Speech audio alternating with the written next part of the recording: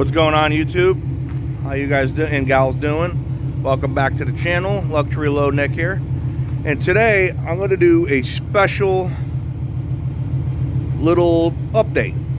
And I know probably maybe a few of you who are subscribed to the channel that are into the car and automotive content were probably wondering what's going on with this car. So without further ado, we're going to get into it.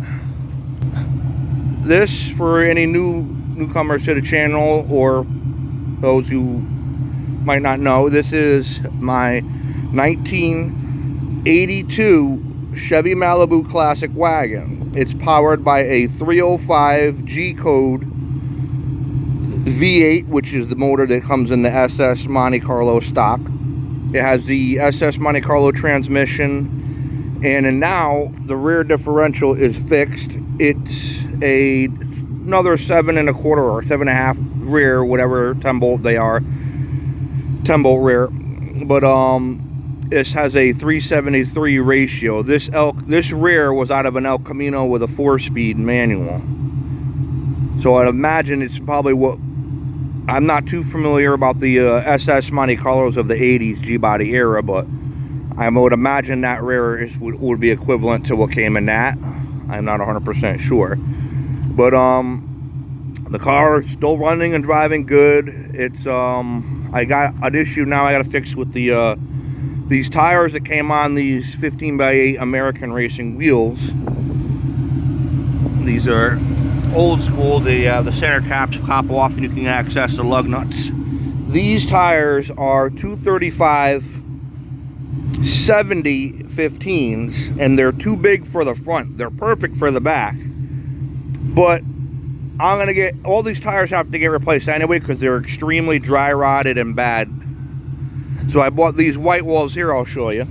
They're 215/70, so they should be tall enough still to where I need for the back, but small enough for the front where they're not going to hit the wheel well. And these are like brand new. If you go there, 215/70 15s.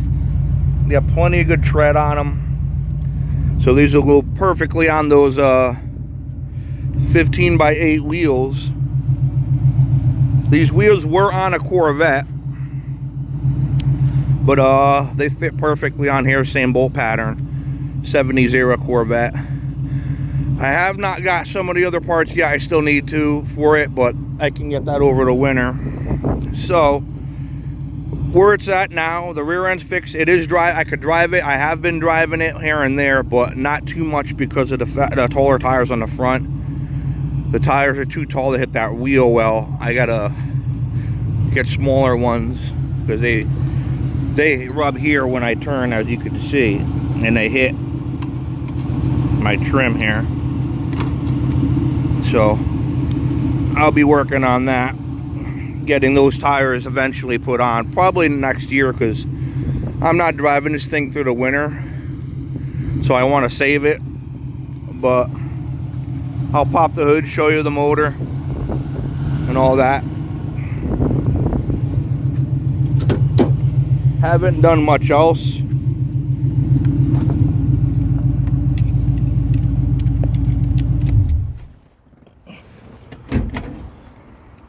Haven't done much else yet to it so far. I mean, I got the car going and on the road and registered and all that late in the year.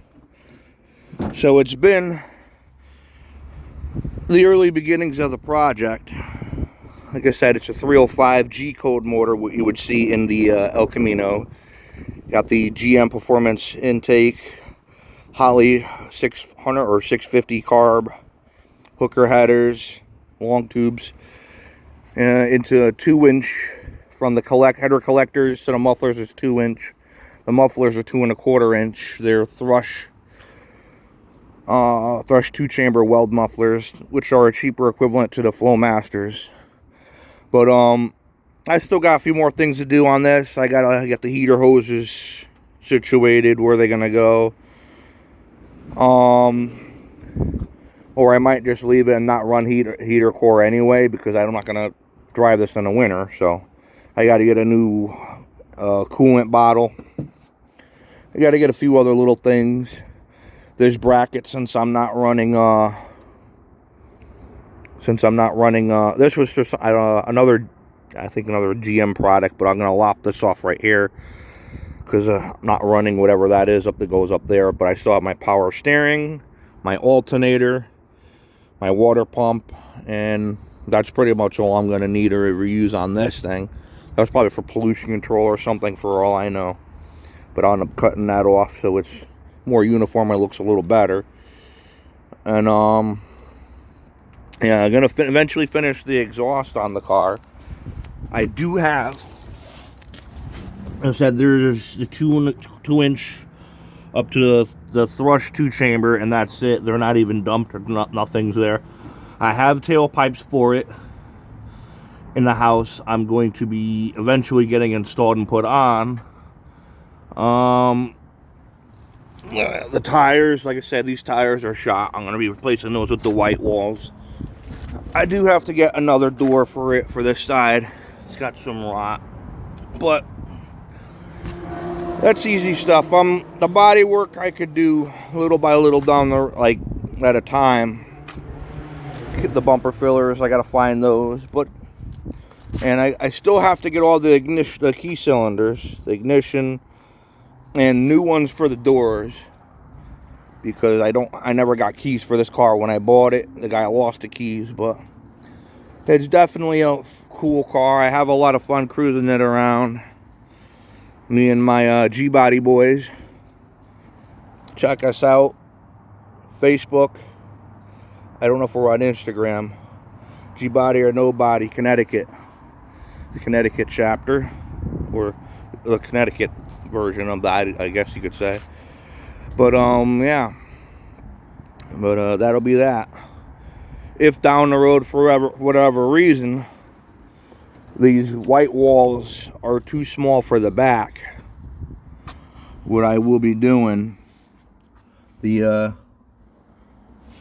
215 70s are too small for the back. I'll turn the white walls around on the front wheels so they're black wall out, and then those are 255 70 15s. I'll throw those on the back. Those are going to be 2 sizes wider than those, so they're perfect. The same 70 series tall, but those in the car are 55s. These are 35s, so they'll be a little wider, which will be a nice hot rod bulge. Then I'll have the skinny white walls reversed on the front wheels. If for whatever reason the white walls don't see, if they seem to be too small for the car with the 373 ratio, I wish I could have found a gear differential lower, because I do plan to do more highway driving with this to certain car shows or whatever I go to, but it is what it is. But that's pretty much it. That's the pretty much where I'm at so far. I got the wheels and tires on it that are taller to accommodate for the 373 ratio. The camera's all getting blurry, but yeah, I got those tires, the white walls to put on them, so it should be perfect now. Now that those tires are too big for the front, they're not for the back, they're fine. But if the white walls work out good, I'll keep the white walls on it, white walled out, because those wheels sort of have a nice little old school smoothie baby moonish look to them with the way those center caps are designed and whatnot. So I'll run those, maybe lower the car down a little bit, finish the exhaust, and drive it like that for next year. Just finish getting any little quirks and bugs out that I need to, and enjoy the car. I got my louvered hood inside the house, which replaced this one, but unfortunately the louvered hood is yellowish kind of color, but I could always kind of match this top color of the paint best I can, give it that same kind of rusty patina look on that new paint on the louvered hood that I can't, so it matches the rest of the car. I do like the patina look on this car.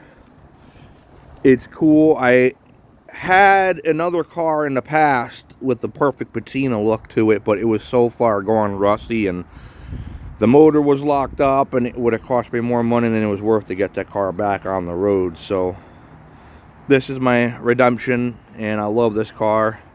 These wagons, if anybody that knows anything about G-bodies, these G-body wagons are pretty hard to come by nowadays. They're out there, you can find them, but they're not as typical as the two-door coupes or the four-door sedans. But that's my baby. I haven't named the car yet, but she's still a work in progress, and she'll be out for the next year again when the weather gets good and the show season start kicking up. And of course, the town car down there. We'll be getting another video on that soon. I got snow tires last night for that. The taller size, so I could get rid of those low profile ones that kind of kill the car right now with the looks, and kind of kill it on the highway. But that's another video, and I'll update on that in a little bit. But